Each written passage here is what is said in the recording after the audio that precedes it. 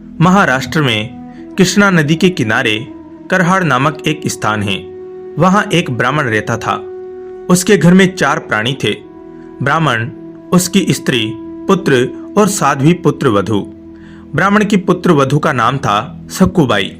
सक्कुबाई जितने अधिक भक्त, आज्ञाकारिणी, सुशील, नम्र और सरल हृदय थी, उसकी सास उतनी ही अधिक दुष्टा, अभिमानी, कुटिला और कठोर हृदय थी।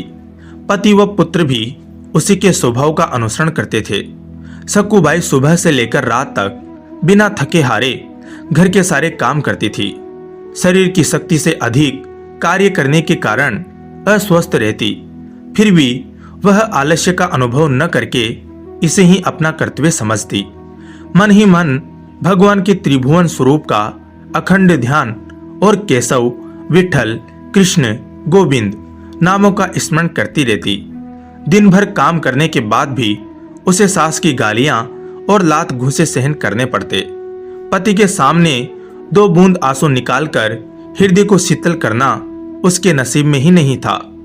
कभी कभी बिना कसूर के मार गालियों की बौछार उसके हृदय में सूल की तरह चुभती थी, परंतु अपने शील स्वभाव के कारण वह सब बातें पल में ही भूल जाती। इतना होने पर भी वह इस दुख को भगवान का आशीर्वाद समझकर प्रसन्न रहती और सदा कृतज्ञता प्रकट करती कि मेरे प्रभु की मुझ पर विशेष कृपा है जो मुझे ऐसा परिवार दिया, वरना सुखों के बीच में रहकर मैं उन्हें भूल जाती और मोहवश माया जाल में फंस जाती। एक दिन एक पड़ोसी ने उसकी ऐसी दशा को देखकर कहा, क्या तेरे पीहर में कोई नहीं है जो तेरी खोज खबर ले? उसने कहा, मेरा पीहर पंढरपुर है, मेरे माँ बाप रुक्मिणी कृष्ण हैं। एक दिन वे मुझे अपने पास बुलाकर मेरा दुख दूर करेंगे। सक्कुबाई घर के काम खत्म कर कृष्णा नदी से पानी भरने गई। तभी उसने देखा कि भक्तों के दल नाम संकीर्तन करते हुए पंढरपुर जा रहे हैं। एकादशी के दिन वहां बड़ा भारी मेला लगता है।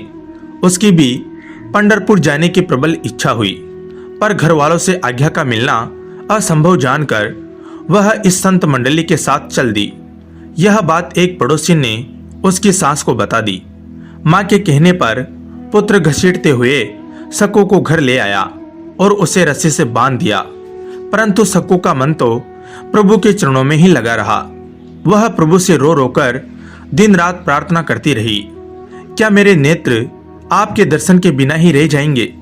कृपा करो नाथ, मैंने अपने को तुम्हारे चरणों में बांधना चाहा, परंतु बीच में यह नया बंधन कैसे हो गया?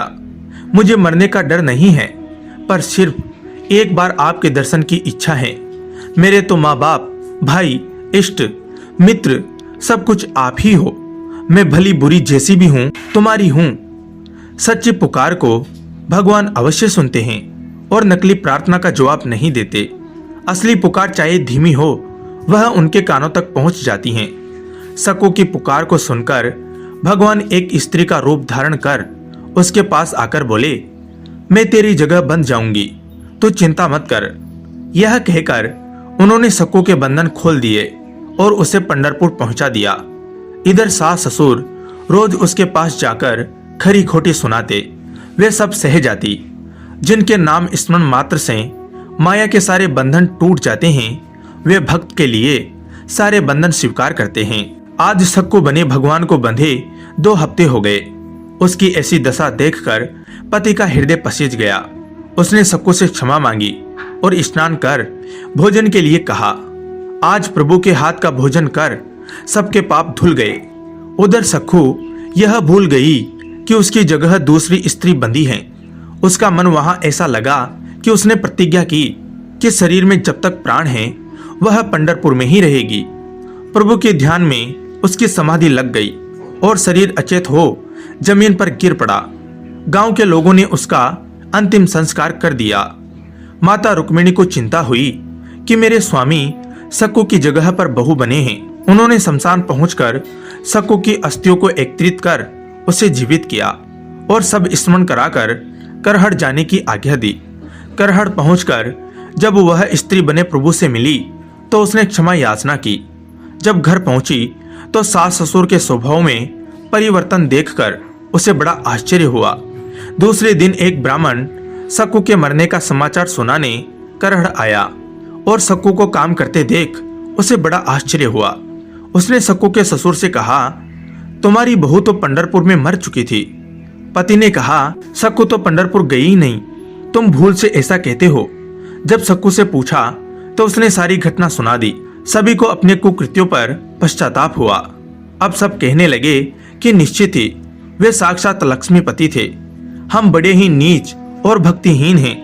हमने उनको न पहचान कर व्यर्थ ही बांधे रखा और उन्हें न मालूम कितने क्लेश दिए। अब तीनों के हृदय शुद्ध हो चुके थे और उन्होंने सारा जीवन प्रभु भक्ति में लगा दिया। प्रभु अपने भक्तों के लिए क्या कुछ नहीं करते हैं दोस्तों। जय हो प्रभु की। धन्यवाद दोस्तों।